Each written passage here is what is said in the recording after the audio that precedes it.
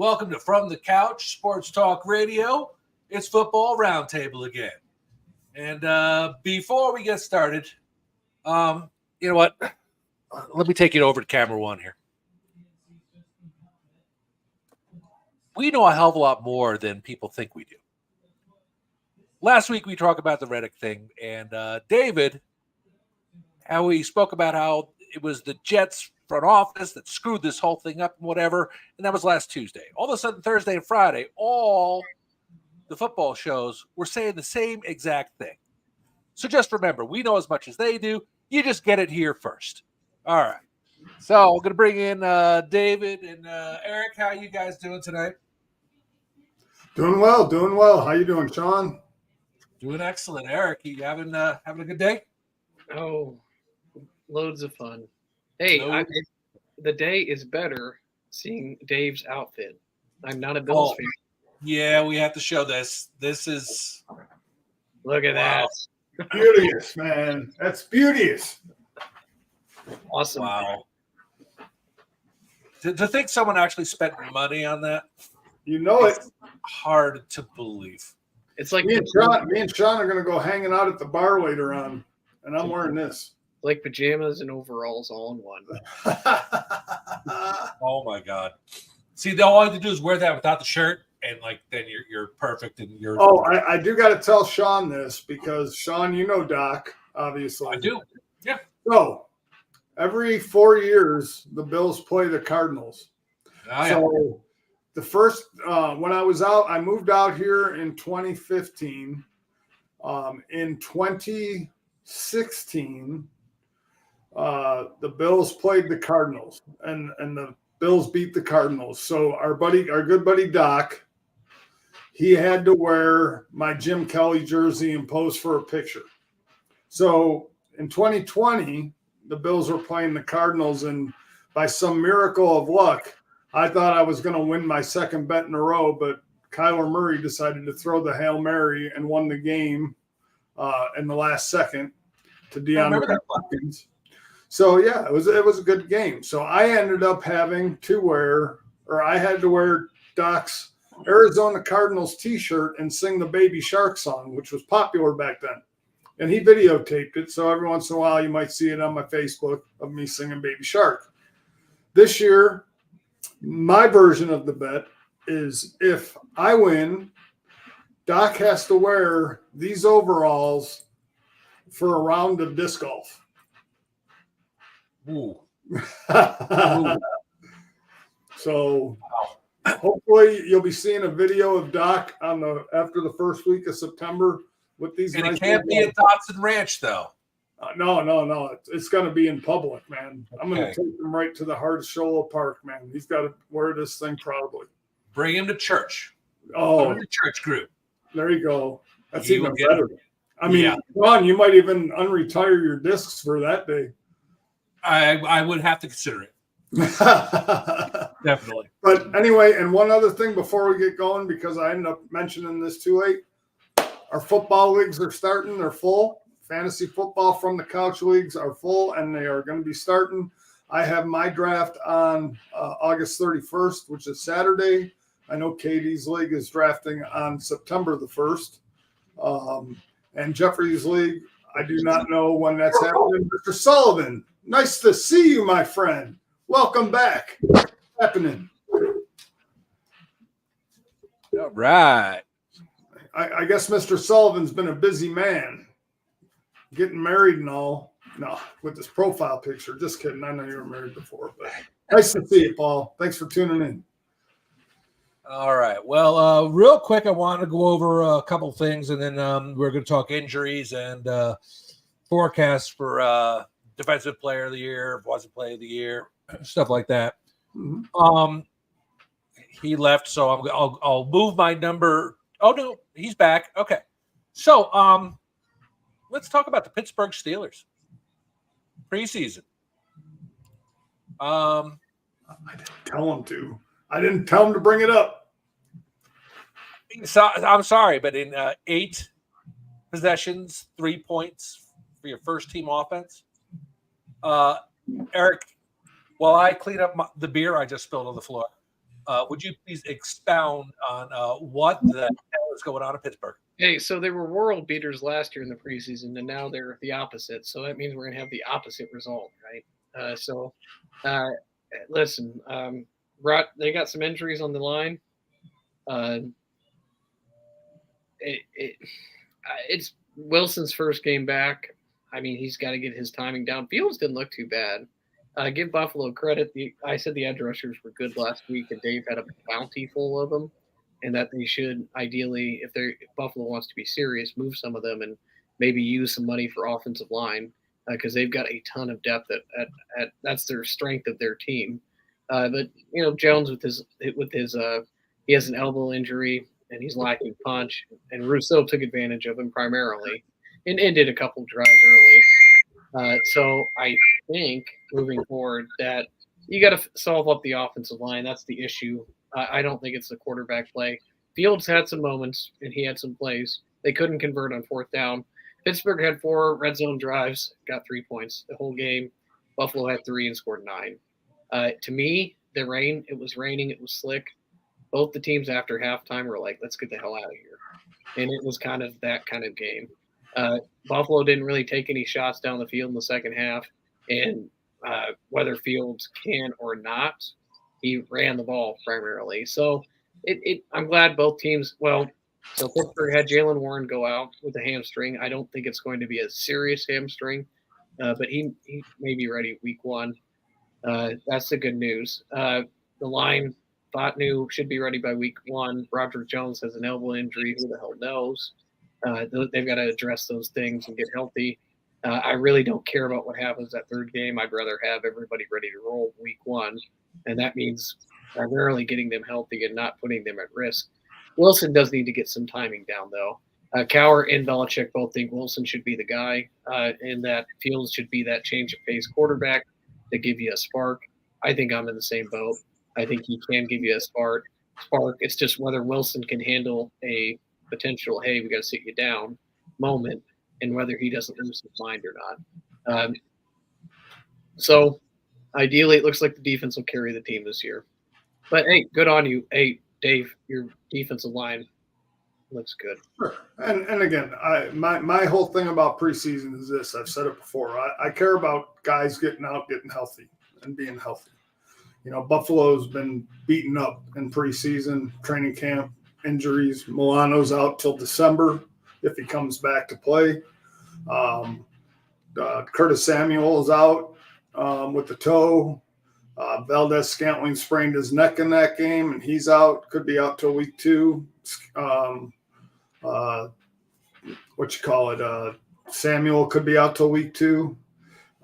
There's a lot of things going on in Buffalo from an injury standpoint. From an observation standpoint, I love the play of Joe Andreessen, the undrafted rookie linebacker. He 12 tackles, two for loss. He started the game, finished the game. I mean, he had a great game, and for a walk-on, that's fantastic. Like I said, I don't hold too much stock in the preseason other than letting your guys get reps, get out of the game, and get healthy. Unfortunately, in both Buffalo and Pittsburgh, that has not seemed to be the case. I don't know how serious Broderick Jones's elbow injury is. Herbig tore his rotator cuff in that game, and now your center, Zach, what's the name? Yeah, so Zach Frazier, who eventually will assume the starting role, which could be a blessing or a curse. I think it's going to be I think he will go through an adjustment period as a rookie. I'm not saying that he's not going to be a great center. He probably will be. But as all rookies, the NFL game is different. Regular season speed is different. He's going to get a lot of different looks, and he's going to get a lot of different shows from the defensive front. So I think in the beginning it might be a little with any position. It's not just Pittsburgh. I mean, like I said, Connor McGovern in Buffalo was a guard, and he's been a veteran. But you still, when you're playing a position, then you move back to that one. It takes a while for an adjustment, and I think it's going to take a while for Zach to adjust in Pittsburgh. But I do think that they do have a decent offensive line. I think the injury to Warren in Pittsburgh, I think that is a little cause for concern, only because a hamstring could be a nagging injury where it could heal down or it could tame down and you'd be running fine, and then you go and you make a cut, and next thing you know, your hamstring is, because it's a very delicate part of the body, and you don't know exactly if it's fully healed until you light it up and see what happens. So that's just something to monitor for Pittsburgh. Yeah, 100%. Oh, go ahead. What were you going to say? 100%. So they need to sit him down and not play him.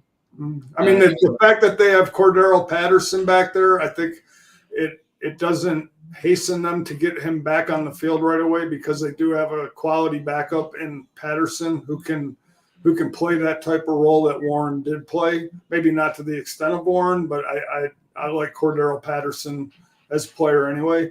I do got to say one thing, and I don't put much stock in how Russell Wilson played on 3 series. He hasn't played. He's coming back off a calf injury. So I'm not going to sit here and say Russell Wilson looks like garbage. It's preseason. But I will tell you this. You guys, if you had a true number 2 receiver, I love George Pickens. I do. That dude can catch anything. He's a fantastic receiver. I wish he didn't have the attitude he has during games. I think that can rub people the wrong way. But as far as talent, he is fantastic. So I take nothing away from George Pickens from a talent perspective. The guy can catch pretty much anything that's thrown near him. It was an amazing almost completion that he had down the sideline. If he was about 6 inches more in towards the field, that would have been a catch. But it was fantastic play. But again, I just look at preseason. I don't care if Buffalo won or lost. I think Sean McDermott did the smart thing by not playing Josh Allen in those conditions. Again, I think knowing the field, knowing what was going on, it wasn't incumbent or important for Josh Allen to get a couple series, and health is the most important thing. So that's just how I look at it. I don't take nothing away.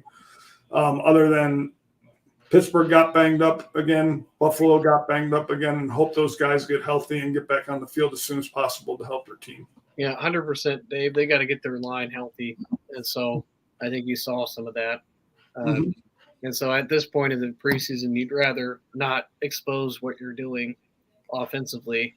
Sure. You want to get some reps and you want to get continuity, but you also don't want to show your hand and get your guys hurt trying to win a game that means nothing. So 100%. So let's hope both teams get healthy. Moving on, Sean. All righty. So this is something I don't even want to give it any traction, but I have to. Mahomes behind the back pass. What? Like, that was the ugliest thing I've seen. Yeah, it worked. I actually hope that they try to put that in to their playbook, because I will tell you, if they try it twice, one of them will end up being a fumble. That was not a clean play at all. Kelsey made a hell of a play on the ball. And I see, it's preseason, go ahead and have a little fun. And they like to have fun with some plays and stuff. I don't think that play belongs in football. And what are your thoughts, Eric? Hey, I tried that in practice the other day. That's a lot harder to do than you think. But I will say this. As a basketball player and somebody who played more basketball than football in my day, I loved the behind the back pass, and I was really efficient with it, but keep it to basketball. So with a football, because it's an oblong object and because it's harder to get behind there and be accurate, it's hard enough to be accurate throwing the normal way. I mean, because you've got all the different conditions when you throw 1, 2, or 3 ball. But when you're going behind the back, you can't really control the pace of the ball unless you're uber talented like Mahomes is, I guess. But I could see that becoming a pick 6 with a defensive end that's leaking in the backfield and waiting, and he's going to be like, oh, you're going to throw this out just into the middle of the field. I'm going to take this sucker and go the other way. So, no, don't do it. Just do what you do, and you'll be fine. Yeah, it's not going to be velocity at all. Well, again, I look at it too. It's a double-edged sword because there's two things. Number one, I don't think in a regular game you would see that just because of the stakes being so high. But more importantly, though, on the positive note to that, I look at everybody says football's played at a fast pace and things are happening all at once. But it's a credit to Patrick Mahomes to have the vision to be able to see where Travis Kelce is while he's running to his left and noticing the way the line is moving with him to find his receiver where he was. Again, it's not something that I would do in a regular season game or an important game because your tides and your fortunes could change on that. But again, from just a Patrick Mahomes having the field vision, we always talk about quarterbacks and their vision on the field. That goes to show that he is totally tuned into everything that's going on. He's totally aware of where his players are on the field, and he sees the whole field. That is a great quarterback. We talk about, we give Justin Fields a hard time because he locks in on one guy, doesn't see this, or we talk about this quarterback who has, he locks in, he has tunnel vision. Patrick Mahomes sees the whole field, and that's what makes Patrick Mahomes probably one of the most, if not the most dangerous quarterback in football. It's just his awareness on the field. So from that perspective, it's great play. I wouldn't do it during a regular season game or a game of importance, but it just shows his vision. It reminds Absolutely. me. Can you imagine, boys? Sorry, Sean. Wait, do you remember the what was it? The Raiders in New England last year, where the game was like tied, and then Chandler Jones ended up scoring that touchdown at the end to win the game. To me, that's like one of those like moments where that if in a real game where they're not preseason and somebody's expecting it now and they've seen it, I could see something like that happening. And remember Mac Jones got like base planted. Yeah, one of the best plays in history. It is worst plays in history. Yeah. They don't do it anymore. But when I was a kid, they used to have like it was bloopers, but I don't remember. NFL Films did it. Oh yeah, NFL Follies. NFL Follies. Yes, that was I loved NFL Follies. Bloopers, I watched that every week. Yes, but yeah, that would be a Follies moment. Yeah, Mel Blanc doing the voices. Yeah. Oh my God, it was great. And thank God for the Sables. Yeah. Like if anybody who doesn't play football belongs in the Hall of Fame, it's the Sables. Oh yeah, 100%. They've brought it all to us. Absolutely. Okay, here we go. Tua and Flores. This whole thing. Well, I mean, the fact of the matter is Brian Flores messed up his rookie year. I mean, and it's and I was gonna mention this in the first segment when you were talking about Russell Wilson in preseason. This is just my thought, and it's just my thought. I don't believe, I'm not a fan of the New Orleans Saints taking Derek Carr out of the game and putting Taysom Hill in. I'm not a fan of moving your starting quarterback in and out of the game. And the fact that, Flores would start Tua during a game and then he'd have a bad series and then Ryan Fitzpatrick would come in and then it was a back and forth thing all year. I mean, Tua, that's why it took Tua a little longer to develop, because he didn't have that ability to play those full games and get every bit of information and learn every lesson. I know that Fields and Wilson are veterans, but I'm still not a fan of the interwoven, bring this guy in for this play and do this for that play.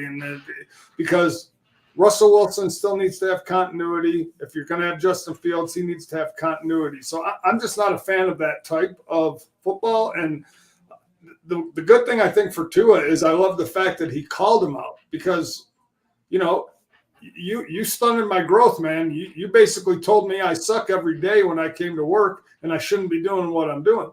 And it's about time, because coaches get the mic and they ask coaches why they do that.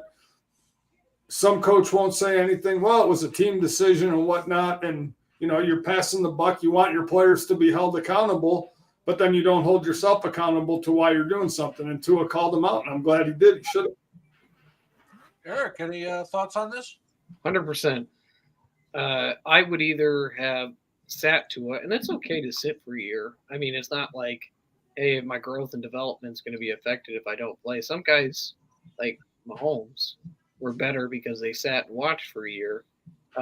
But you can't flip flop and go back and forth.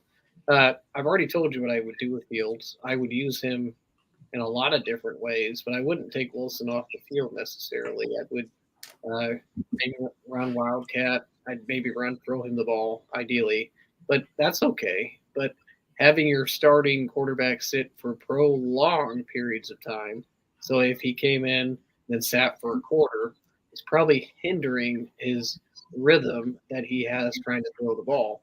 And so I don't think I would go that far. But so, Flores, that's done and over with. So it's kind of crying over spilled milk. I'm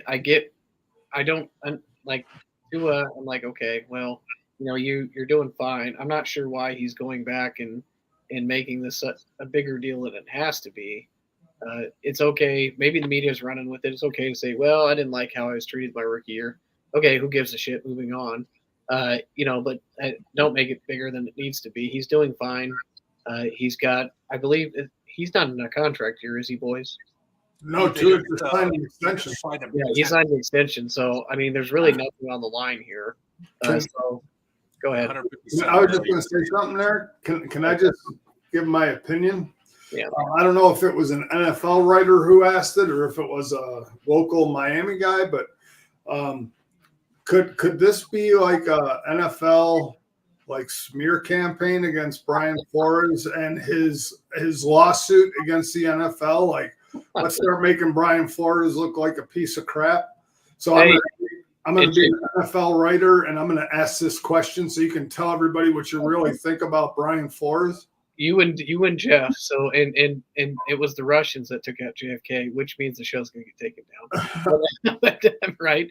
I'm just saying. I mean, I'm not trying to be conspiracy theorist. I'm just saying. I mean, if you're trying to discredit a person and his integrity and all this other stuff, and you're an NFL employee, NFL writer, and you ask what your thoughts are this guy, and just a way to get him negative publicity in the press.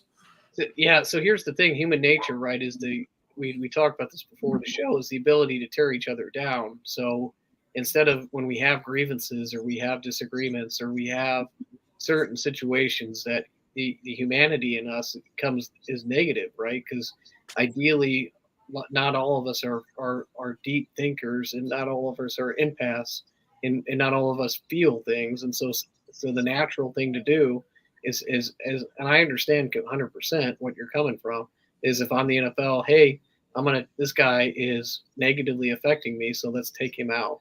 And how do we take him out? We take him out by destroying his name, right? Because that's what human beings try to do to each other when they're wrong.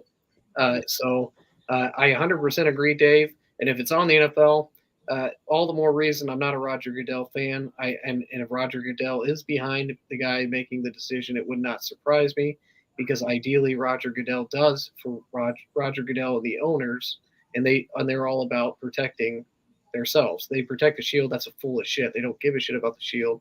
They give a shit about themselves. They give a shit about the money coming to the top and flowing to the top. And that's 100%. If Flores affects that, and Flores is negatively affecting that, and there was an owner put on blast during that, 100%. Well, Brian Flores did respond, and he said Tua's comments weren't positive for me, but he wished the QB nothing but the best, which is, I guess, the most polite way to say "fuck you." Yeah, damage control, right?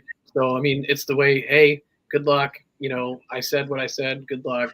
Moving on, right? Yeah. Okay. Well, that's done. Before we go any further, I would love to congratulate David here. He has finally rescinded his membership in the KKK. And football is just back. We got so good. Hopefully, KD will start showing up again, because I know that kind of threw him off. Oh, I scared him away, huh? Yes, you did. Yes, you did. And well, unfortunately, now Chocolate Bear has to deal with menace to sobriety in his football league, and that should scare him also. Because although I know a lot less than you folks, I can still, it is what it is. All right. So why don't we go ahead and we'll talk about some injuries in the preseason. I posted the other day about Matt Milano. And I realized like him going down in the Jet game last year. That's huge. He is a great player. And now it looks like he may miss this whole season again. That's a big injury. Any other notables that you guys want to discuss? Let's see. Well, DeAndre Hopkins, they're optimistic that he'll play week 1. Jahmyr Gibbs is something to look at. They think he'll play week 1. That's huge for Detroit. Again, problem is their hamstrings. So, and a guy like Jahmyr Gibbs, a guy like Jaylen Warren, I mean, those things can hamper them throughout the year just because of their burst and their explosiveness. So it might slow them down a step. So, I think Gibbs is probably going to start practicing again next week. Yeah. Also, Mike Williams for the Jets is coming off the torn ACL. He's going to start next week. Mm-hmm. And again, and that's something like even with Mike Williams, the fact that he's coming off his ACL and the fact that he's had hamstring issues throughout his career and then going to New York and playing on that turf, I figure he makes it about 3 weeks before he's on the shelf again. And it's not a knock on Mike Williams so much. The fact is, like I say, with hamstring injuries, they're just so tough to manage because the hamstring is the hamstring. And I don't know what you can do to strengthen that. I don't know what therapies you can do to make that part of your body stronger. And if it's prone to being injured, once it's injured, is it just prone to it? It's kind of like a dislocated shoulder. Once you dislocate your shoulder, it's prone to pop out of place every once in a while. It's easier to. Yeah. So dislocated my thumb, yeah. And so, the hamstring might be something like that. Eric, your thoughts. Tell me what you think about stuff like that. 100%. I mean, this is why conditioning and all this stuff's important, right? But as the human body ages, the majority of it, these things start to happen because we're not built to do what they do all the time. The harder you work out, the better shape you get, the more you stress your muscles. I mean, I'll be honest with you boys. He's not doing enough leg work. Maybe he's doing too much leg work. So here's the deal. I mean, I'm an avid workout guy, but I used to work out a hell of a lot harder. And I got leg press up to 1,000 pounds, and I had big legs, but I worked them too hard, and I ended up suffering some injuries. Like, I tore my groin. That took forever to heal. These things, you overstress the muscles, these things happen.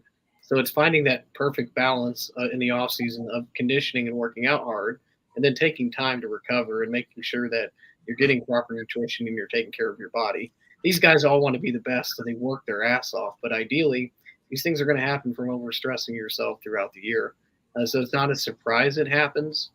I don't think it's a poorly conditioned athlete that it's happening to. I just think it's athletes that are overstressed and the human anatomy can't keep up. See, Katie just came back on. Katie, I told you. Katie, what do you think of the new outfit, Katie? You gotta love it, right, brother? You gotta love this. Oh my God! I'm gonna get the laughing face in like 2 seconds. Yeah, you are, and thank God there's a 7 second delay, and obviously you're going to be ordering an appletini or something. He was probably having a drink and just spit it out. Yeah. Oh my God! We appreciate you, Katie. We miss you. Absolutely, and I'm sure he heard my comment before, and that's why he jumped on, because he's like, okay, it's safe to reappear on the show. Okay, so I don't know why you wanted to do this, Dave. I didn't see the thing, but I did get it. But you wanted to talk about the players of the year before the season begins, like predictions or what? Yeah, just predictions. I have no fucking idea, man. Huh? I have no idea on any of these. Well, Comeback play of the year, it could be Aaron Rodgers.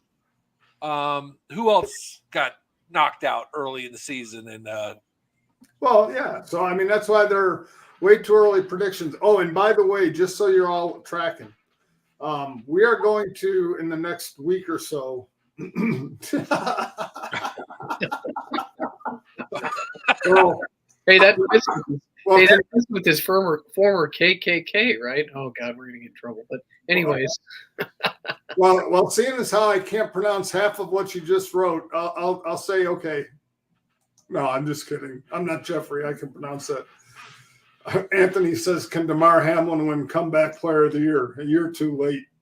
I mean, he could. I mean, technically, he could. Pretty much, he played 2 games last year. If he becomes the Bills' starting safety and has a terrific year, could they give him the makeup award for not giving it to him last year because they gave it to some ridiculous Joe Flacco guy? I don't know. I mean, he didn't do anything last year. I mean, I don't want to pick on Damar Hamlin. I'm glad he's alive and I'm glad he's doing well. Have you seen the fake play that has him falling over like Damar Hamlin? It's hilarious. If you've not seen the video, it's very funny, but it's very, very. We're turning into the man show tonight. We're gonna get. No. I was just half kidding, but I'm. Yeah, he is the starting safety. So again, what I would tell you is based on their new criteria and the fact that Damar Hamlin barely played last year. And Eric, all I'm saying is, let's say Damar Hamlin comes back and makes first team All-Pro. Not that it's going to happen, but in theory, if he did that after going through what he did the year before, playing in a handful of plays last season after a heart attack, and then coming back this year and becoming an All-Pro safety, would that lend consideration to Comeback Player of the Year? How about Most Improved Player of the Year? Well, do they give that award? That's like a participation trophy. I think it's participation trophy. you would be the expert on that, but ideally, but hey, listen. Let me show you my award section. That is Most Improved, 15th place blue ribbon. I got over there. Okay. I'm with Katie. So here's. I don't think so. So I think the answer is no. I think that there is a Most Improved. I think the writers vote on that. Yeah, somebody can fact check me, ideally, but I think that is a thing. But I would say Most Improved, sure. But Comeback Play of the Year, it's going to be Aaron Rodgers unless Aaron Rodgers falls on his face. And number one, he's in New York, so the media is going to love him. Number two, it's not always the player who deserves the award that wins the award. It's the player who gets the recognition, is in the right spot, who the media chooses as their darling, aka Myles Garrett. But so, just saying. What about Daniel Jones? God, no! Come on, Brian Daboll. Put your Giants coach's cap on. Is Daniel Jones going to be the Comeback Player of the Year in your universe? If the Giants make the playoffs and do better than the Jets, sure. But I mean, I don't see that happening. The Jets are better than the Giants. But I hope Hard Knocks goes back in after the season if the Giants fall apart and show John Mara going in there and cleaning house. That's going to be hilarious because it is true. You're right.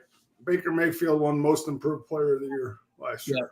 So I mean that's right. He could win that, but maybe T.J. Watt could win Comeback Player of the Year if he's actually healthy. If they make the playoffs, he missed one freaking game, and that had to be last year. So Comeback Player of the Year, T.J. Watt makes it to the first round. Yes. So Anthony asked, "Who's your MVP pick?" Go ahead, Sean. Who do you got? Oh my God, this is terrible to be doing at this point. I mean, you're literally just shooting fish in a barrel. Yep. Dear God, MVP. I want to say something safe like Patrick Mahomes, but that just makes me look weak. God, I don't know. I'll go CJ Stroud maybe if they do any good. Baker Mayfield. How about that one? He could come out and kick ass in the South. Yeah, so Jeff would be parading around. Well, I was waiting for you to say Anthony Richardson just so Jeff would come on and try to jump through the computer screen. I almost went there. He could be comeback player of the year though. Yeah, Anthony Richardson. My choice for MVP, Jordan Love. Oh, that's a good one. Mike Paoli will say Hurts.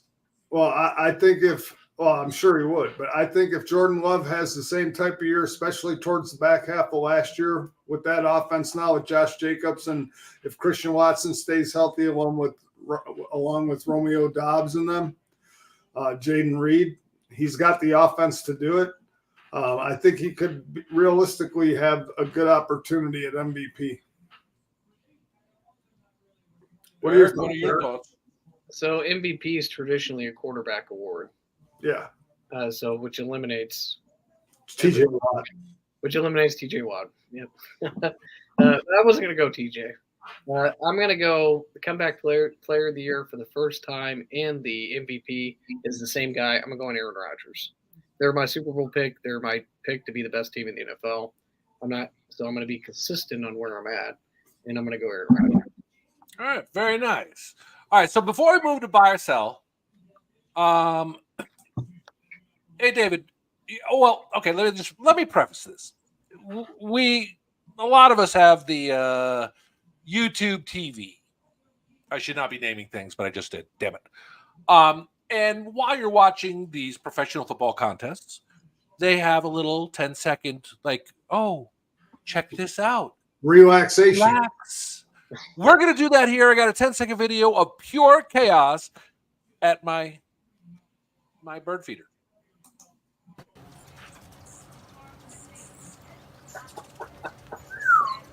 Holy shit. Yeah, this is like ridiculous. Beautiful. So I have 6 feeders out there. That was just one of them, but they were all packed like that this afternoon. I go through gallons and gallons of bird food every freaking week. So who's your defensive player of the year, Sean? My defensive player of the year.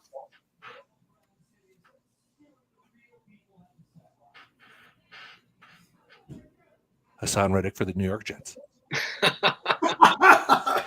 I was going to go Quinnen Williams or I was thinking that, but okay.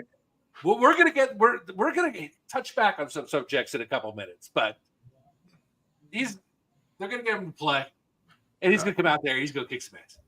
You, Dave. So no, is that who is that your real guess? No, I would go Quentin Williams. He's the man. Or Sauce. Or Sauce. Who do you got, Eric? Well, I think he's going to break the sack. TJ Watt. So I think he's pissed, and so I'm going to go Watt because I think he deserved it. He had 19 and a half sacks last year or something. It wasn't his 21 and a half he had a couple years ago, but I would like to get on a soapbox a moment and complain about the defensive player of the year. Our defensive player of the year had 1 freaking sack in 7 final weeks of the season and 13 tackles.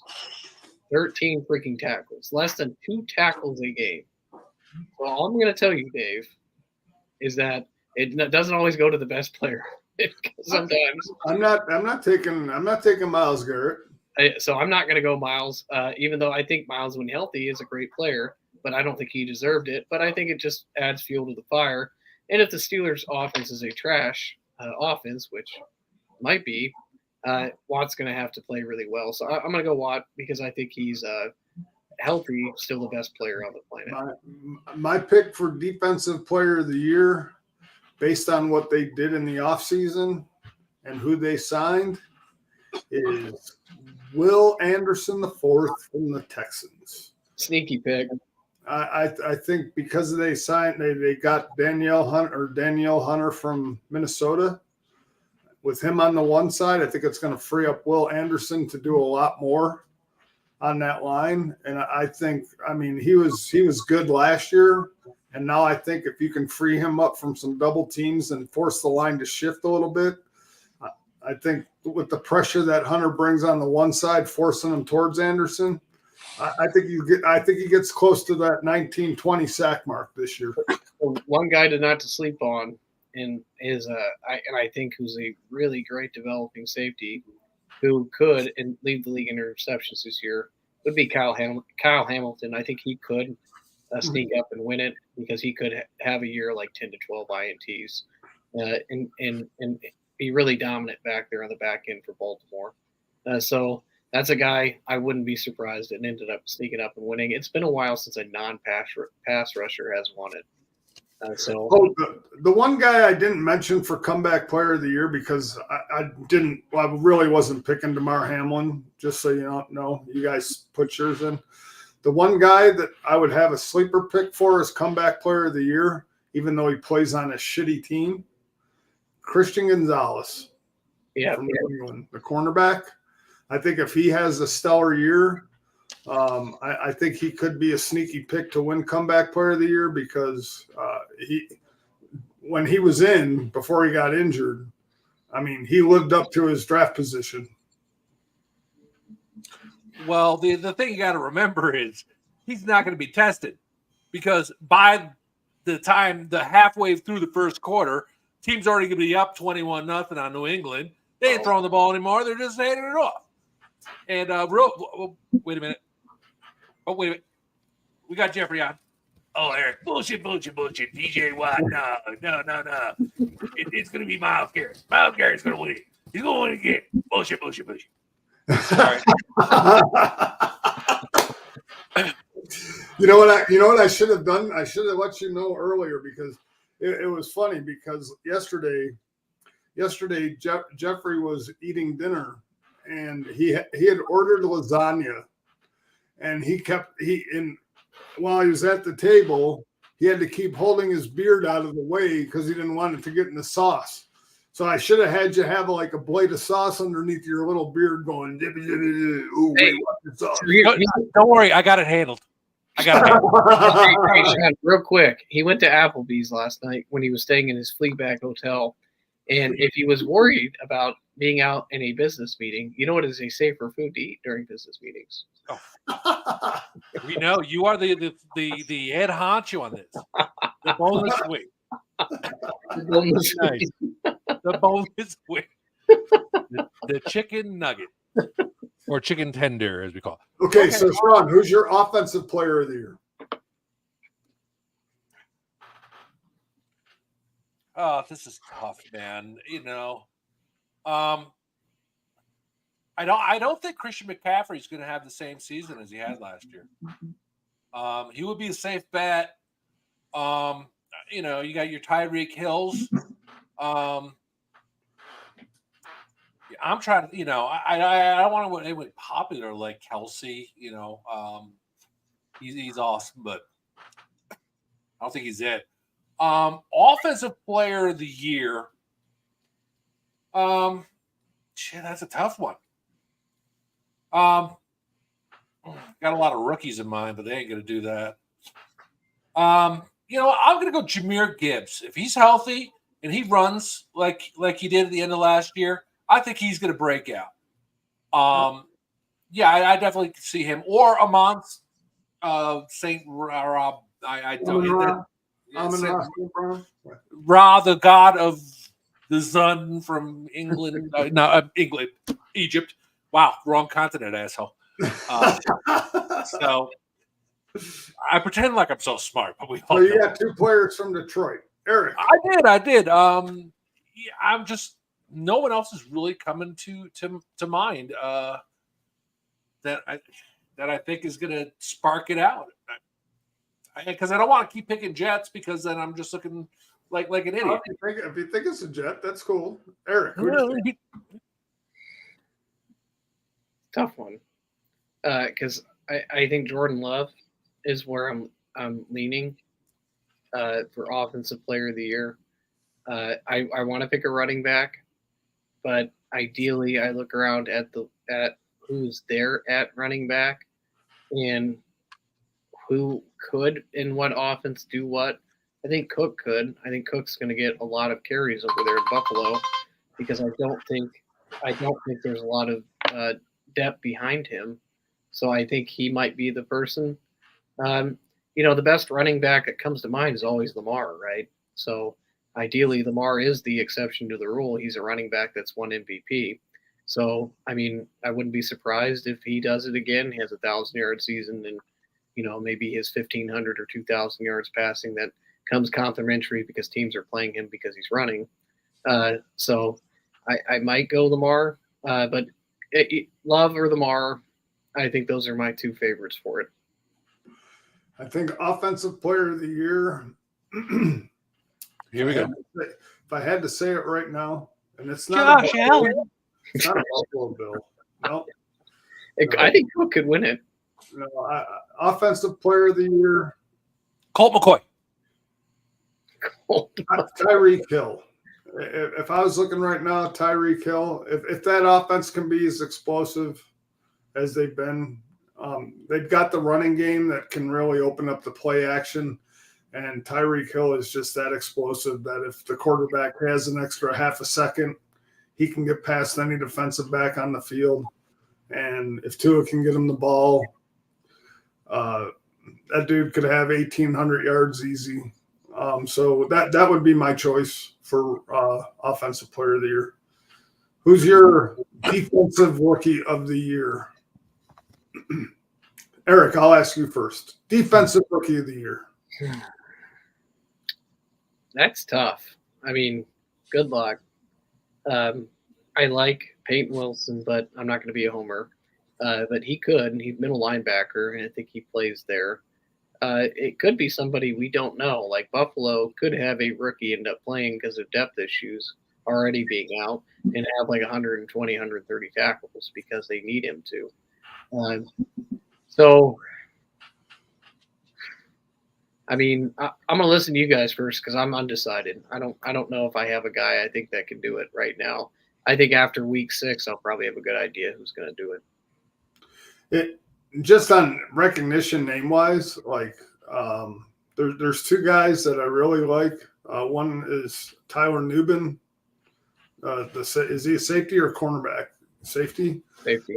Yeah, I like him, and I think if Cooper DeJean can get into that starting lineup in Philly, I know he was coming off an injury or something, but if he's able to get back and get into that lineup, and I don't know if he will or not, but he would be my sneaky pick. But I like Tyler Nubin. I think he's going to be a good safety. And so that would probably be my defensive rookie of the year choice. Sean, what says you? He's probably going through the draft sheet. Who the hell is that? That's exactly what the hell I'm doing. I have no idea. I like Cooper. I think that could be defense. Oh, wait. Who's the defensive end? Edgerrin Cooper. Yeah, Edgerrin Cooper, the linebacker for Green Bay. Mm-hmm. But I will say this. I really think if Peyton Wilson stays healthy, I think Peyton Wilson wins defensive rookie of the year. That guy's an animal. Yeah, he's going to get a lot of playing time. Mm-hmm. Oh, okay. You know what? I went through it, and it wasn't one of the first 4 chosen. But how about Chop Robinson?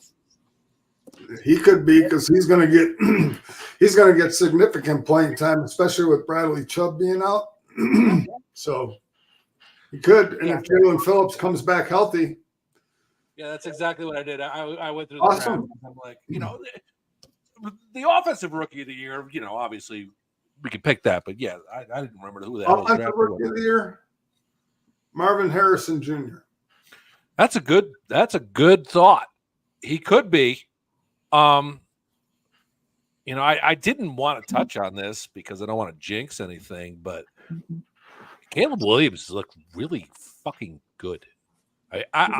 I was so down on them getting rid of Justin Fields and picking this kid. But he's looked really fucking good. He does. But is that going to translate into a full game? But that he's made some good plays. I mean, he converted a third and what was it, 16 or something in the first game. Yeah, against Buffalo. Yeah, he threw that 19-yard pass. No, I mean he has looked good in preseason. I just Bo Nix may be it. I mean, he's lighting it up for Denver. Yeah. No, I mean there's a lot, but what I look at is and understand what with Caleb Williams. I think it's harder for a quarterback just because the speed of the game in the regular season will speed up. Teams will again now he could be CJ Stroud, and CJ Stroud had an amazing rookie year. There wasn't a lot of tape on him, so he kind of caught teams by surprise in what he could do and the things that he was able to do. And Chicago did go out and get Keenan Allen to go with DJ Moore, and I mean they got the weapons. And so there's no excuse for him not to be that good. He doesn't have an excuse like certain quarterbacks when they were drafted and they had like no wide receivers or no playmakers. Chicago has playmakers, so they've given him the tools. So now it's going to be up to him and the offensive coordinator to get on the same page and make sure that they do that. And if he does, absolutely. But I think what any Arizona success for the most part is going to hinge on Kyler Murray and Marvin Harrison Jr. And that's just why I think Marvin Harrison, to me, has the inside track on Offensive Rookie of the Year. Eric? I won't keep it long. Williams or Harrison, one of the two. Okay, nice. All right. So we're about to. Are we done, or do we have more of this? Yeah, I think we're fine. Okay. So we'll quick move to buy or sell. Then right after buy or sell, we are going to give Eric the redo after the JJ McCarthy injury, which has been now he is out. So he had the Vikings at 9-8. We're going to allow him to redo this, knowing that now your best option is Sam Darnold. Yes. So at least we didn't make you stick with this and make you look like an idiot at the end of the year. We're giving you a chance. So, and even David agreed, which he usually doesn't. Yeah, right, we'll give him the redo because it's not the season yet. So, right. All right, let's move to buy or sell. Then we'll do this and we'll get out of here, folks. Because in 3 weeks from now, these shows are going to be like 3 hours probably. Yeah, one of these days, because of KD's schedule and what he's doing, we might do a Saturday show before the season, just so we can all be on and we can all give our opinions about the season and what we think. So maybe we'll do a Saturday show when KD's available and Jeffrey's available, and we can all sit and we can do a preview of the 3-hour show. Hey, yeah, who needs game day on Saturday mornings? Come tune in with us. That's right. Absolutely. We know as much as they do, and we've already proven it several times. Watch the first 3 minutes of the show. And ready. And let's go. Or sell. I'd buy that for $1. Need to buy it. I'm buying it. I'm buying it. I'm buying. They're selling, Mortimer. Look, lady, whatever you're selling, I ain't buying, yo. Well, you idiot. Get back in there at once and sell. All right. So all of these this week come from me. So number one is Eric is shitting his pants as the starting QBs for Pittsburgh have only scored 3 points in 8 drives. David, are you buying or selling this?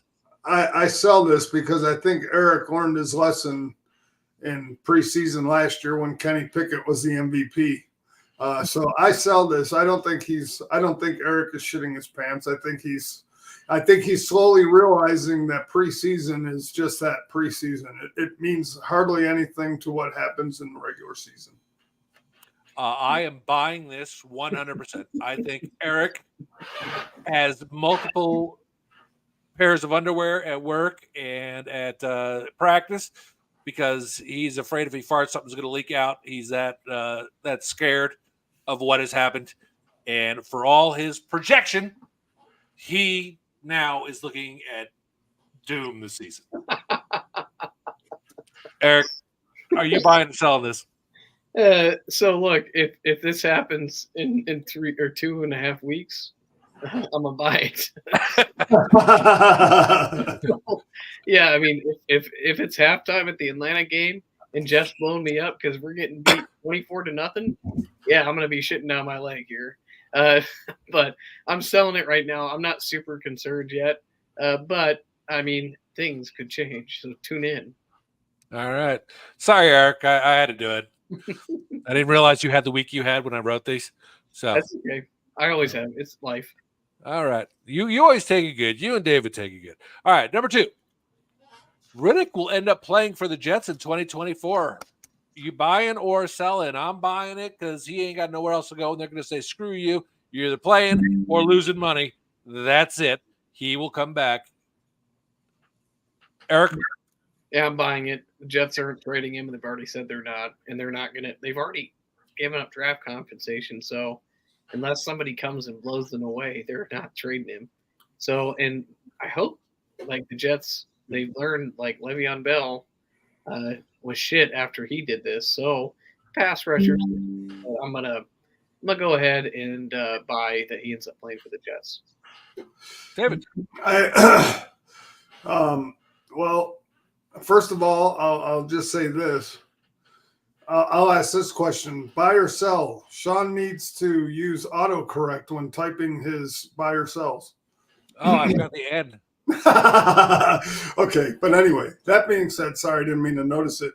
No, that's okay. You could have put playing. Point out my grammatical mistakes. Oh, white. You could have put playing with the 3 Ks at the end. Mike KD would have got scared off again. But hey, anyway, but that being said, I think he does at week 8.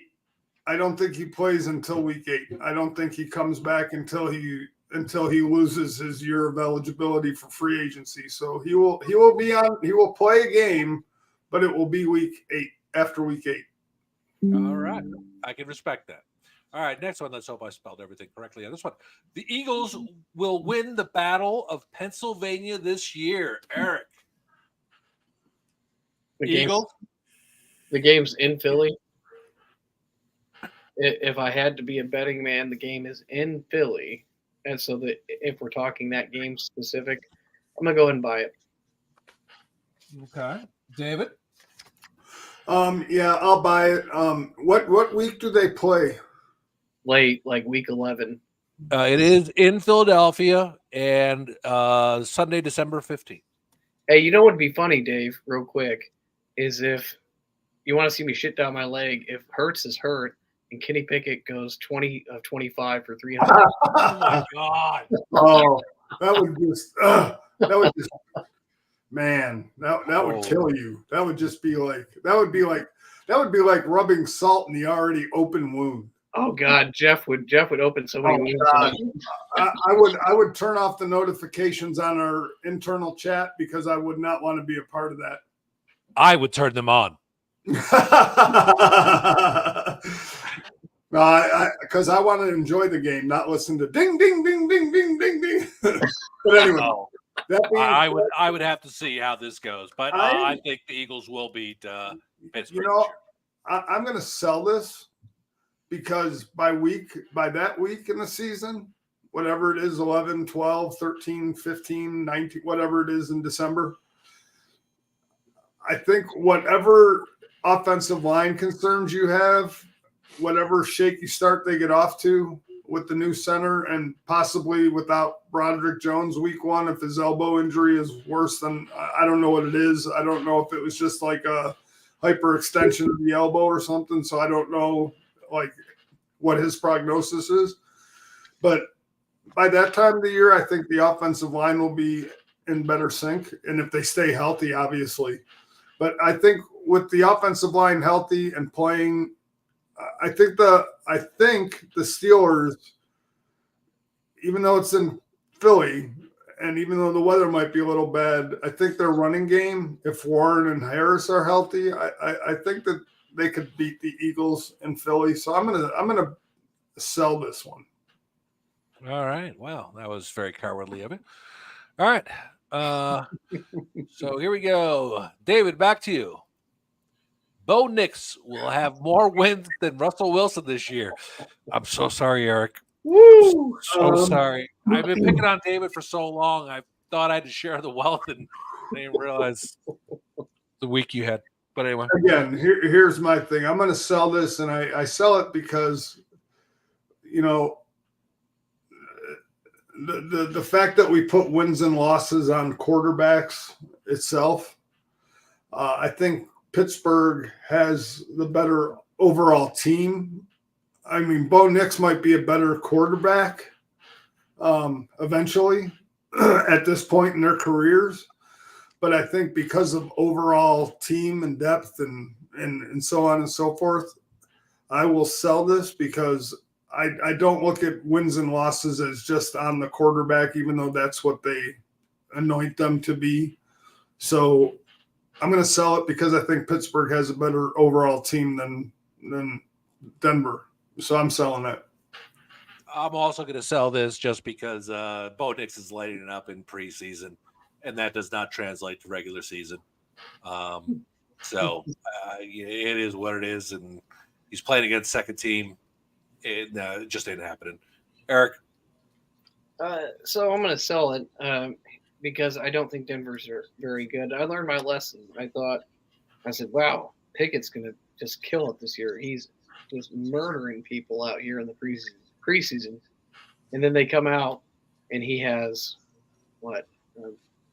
13 touchdowns and 13 picks or some shit line stat. And I was like, God almighty. I learned my lesson. It ain't about the preseason, boys. It's about what happens when they go out there for real. Mm-hmm. So I'm going to sell it. I think Bo would benefit from a year of learning, and I think Denver's not very good. And I think if they stick him out there this year before Denver is ready to roll, the team's ready to roll, they could ruin him and ruin his confidence. And I hope they don't, because I don't think Denver has a team yet to be successful. So I'm going to sell it, and I'm going to hope they sit him this year.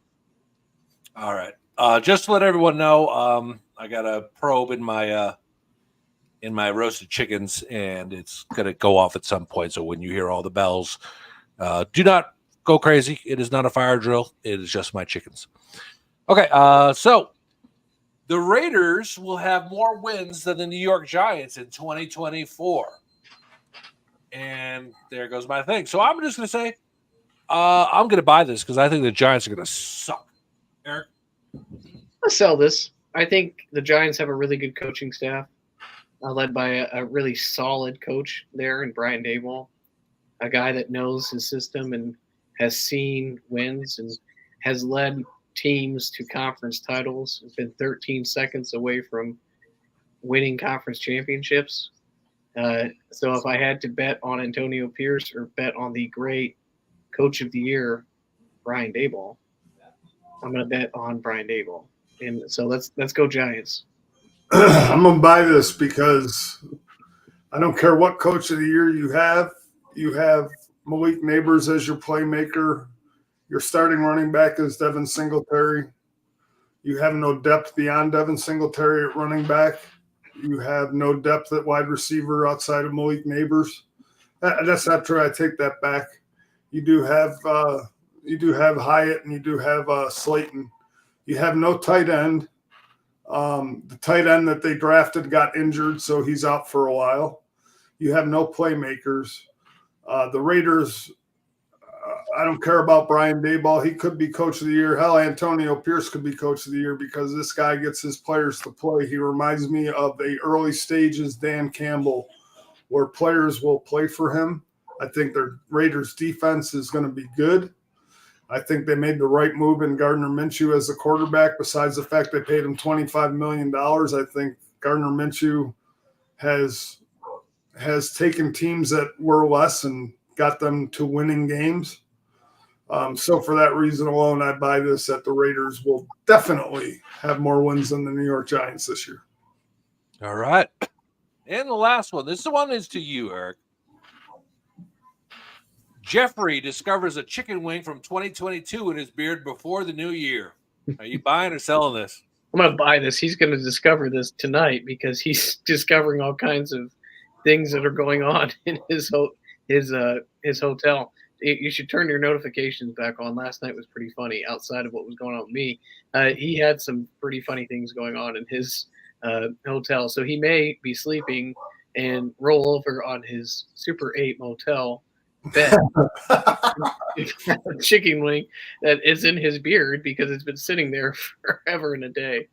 So I'm gonna buy it, and I think he ends up. It happens tonight. So tune in. All right. I'm going to buy that. He'll find something in his beard, whether it's a chicken wing or not. I'm not sure, but he'll probably find something in his beard, probably a bed bug. But I felt bad because Jeffrey was telling me that he even called Tom Bodette from Red Roof Inn, and they even told him that the lights were off. So he goes, "You got." I'm going to tell you this. Anybody who knows Jeffrey, friends with Jeffrey or whatever, okay, he shared this video, and next to his bedroom where he's staying, there's this caution tape because they say that they're doing quote unquote construction. I swear to God, it looked like police tape because it was a crime scene. So, I mean, I told Jeffrey, I asked him yesterday, did you bring your gun with you? And he goes, no, but I got my throwing axe. So, well, I figure a throwing axe against a AR-15, yeah, you don't have any options. So, Jeffrey, if you're out there, I hope you're still alive. Send us a message and just let us know that you're alive. I just want to know that. I haven't heard from you all day. Hey, so his military training is going to come in handy, right? Survival training. So he'll be okay. I hope so. There you go. That's why you stay at a place like Lake of the Woods in Lakeside, Arizona. You don't stay at these crappy places. You come to the wholesome family environment with your own private lake. That's not true. Let me tell you a story about Lake of the Woods. In 2016, an officer up here in Shoal, Arizona. Oh, dear God. That actually brought us so much business. You wouldn't believe it. Oh, I'm sure they all probably wanted that room. But anyway, an officer up here in Shoal, Arizona was shot and killed. At the Days Inn in Sholo. And unfortunately, the gentleman who did that was on the run and then boarded up in a cabin. What was it? Cabin number 8 or something like that? I forget what number it was. 16. 16? Yep. So it's cabin 16 up at Lake at the Woods. And he was boarded up there, and the cops had the whole place surrounded. And now, if you go there, you get free air conditioning because there's so many holes in the damn thing that you don't even need a fan anymore. You just get air flowing from many different directions. But no, it was a sad day in Sholo. We took the cabin down and rebuilt it. Yeah, I know you did. But I'm just saying. So no, but Lake of the Woods is really nice. But it was just an unfortunate incident up here in Sholo that we lost a fellow officer over drugs, and it was stupidity. So yeah. Well, thank you for pointing out the blemish on our past. So we're all good here. It's not a blemish. It wasn't your fault. No, of course not. It is what it is. I would tell you, I was like, I got into the office ultra early that day because I'm like, holy shit, this is what I do at PR, and I'm like, holy crap, and all of a sudden the phone starts ringing off the hook, and everybody wants to book. Everyone wants to book, like for that day, because they all want to come up and see it. And I'm like,